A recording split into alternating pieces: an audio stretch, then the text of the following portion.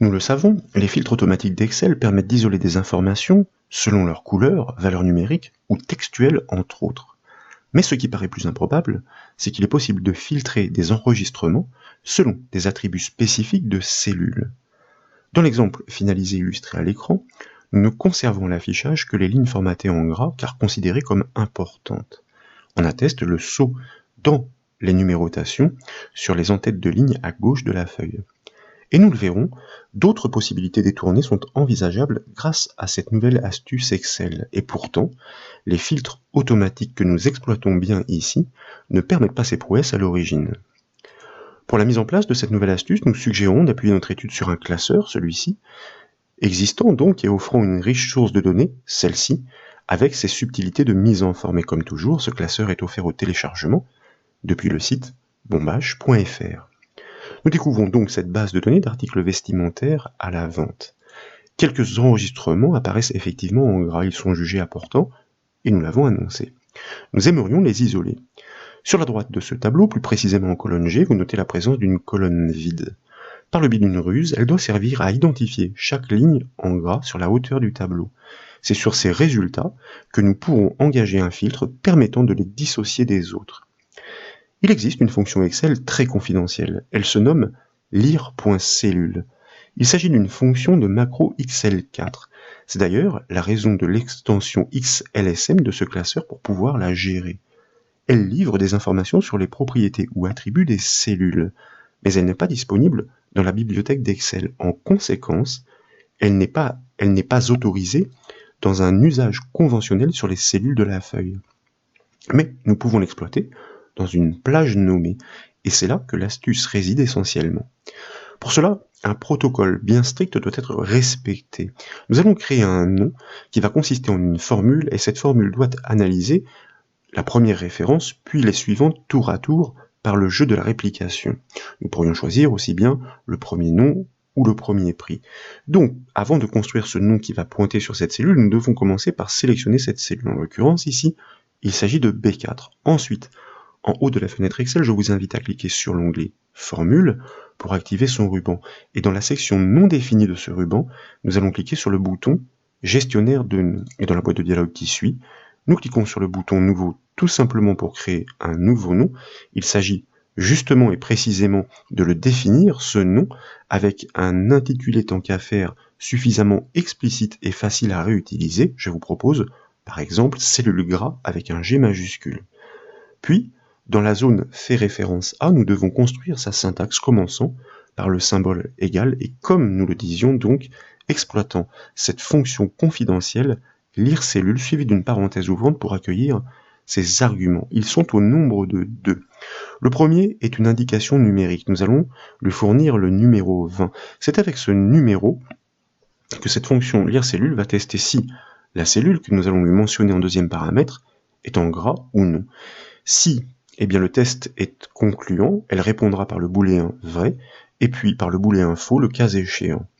Donc, vous pouvez consulter aussi le support détaillé sur le site bombage.fr car je livre de nombreux autres numéros qui permettent de tester ces attributs de cellules, comme par exemple avec le 21 pour l'italique, le 19 pour la hauteur de la cellule, et là la fonction répond par une valeur en points, ou encore le 18 pour le nom de la police utilisée, et la fonction lire cellule répond par une indication textuelle, le nom de la police tout simplement. Nous pouvons taper un point virgule pour passer dans ce deuxième argument et indiquer la cellule effectivement à tester. Il s'agit de la cellule B4, celle que nous avions présélectionnée. Et dans l'enchaînement, je vous invite à enfoncer une première fois, puis une deuxième fois, la touche F4 du clavier de manière à libérer la ligne de cette cellule et conserver figée sa colonne. La ligne pourquoi ? Cette formule sous forme de nom, nous allons l'exploiter dans la première cellule de la colonne repérée, la colonne G. Puis, nous allons répliquer sa logique sur les cellules du dessous. De cette manière, par le biais de ce nom, ce sont toutes les références tour à tour qui vont être testées. Nous pourrons donc savoir quelles sont les lignes en gras et celles qui ne le sont pas. En revanche, effectivement, et même si nous ne changerons pas de colonne dans la réplication, les références absolues dans ce protocole doivent persister pour que cette construction ne soit pas cassée une fois qu'elle sera validée, ou déstructurée plutôt. Vous pourrez l'essayer, vous le constaterez.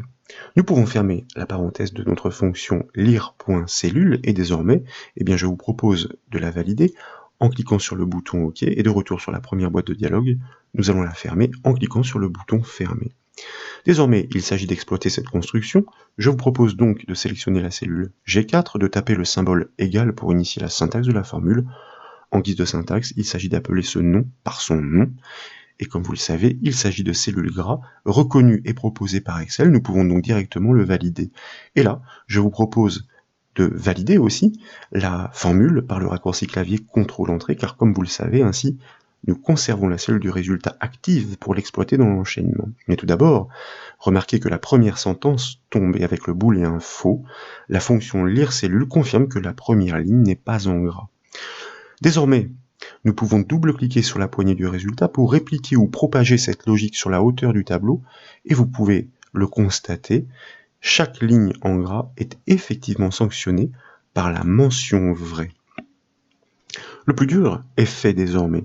Pour isoler les cellules en gras, il suffit d'enclencher les filtres automatiques, nous l'avons annoncé, et d'agir sur la colonne G afin de ne conserver à l'affichage que les lignes sanctionnées par la mention vraie, donc en gras.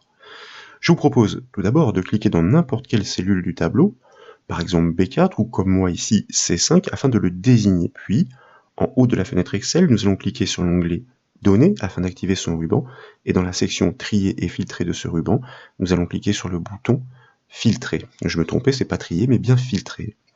Et aussitôt, des petites flèches de filtre se greffent sur les en-têtes du tableau, comme vous pouvez le voir. Dès lors, nous cliquons sur la flèche de la colonne G, la colonne pour repérer les cellules en gras. Il ne nous reste plus dans les propositions qu'à décocher la case faux afin d'exclure toutes les lignes dans un style normal et à valider cette opération en cliquant sur le bouton OK. Et aussitôt vous constatez que effectivement seules les lignes en gras subsistent, et d'ailleurs si vous consultez l'information fournie par Excel en bas à gauche dans la barre détail, il ne reste plus que 20 enregistrements sur les 244 d'origine. Par le biais de cette astuce, nous avons donc apporté la solution pour filtrer des enregistrements en fonction des attributs des cellules autres que la couleur. Et c'est la fonction lire.cellule, une fois encore, exploitée dans un nom défini, qui autorise cette prouesse. Voilà donc pour cette nouvelle astuce Excel, j'espère qu'elle vous a plu. Si c'est le cas, comme toujours, je compte sur vous pour mettre un petit j'aime à la vidéo, et comme vous le savez, vous pouvez retrouver toutes les astuces et toutes les formations sur le site bombache.fr. Je vous remercie.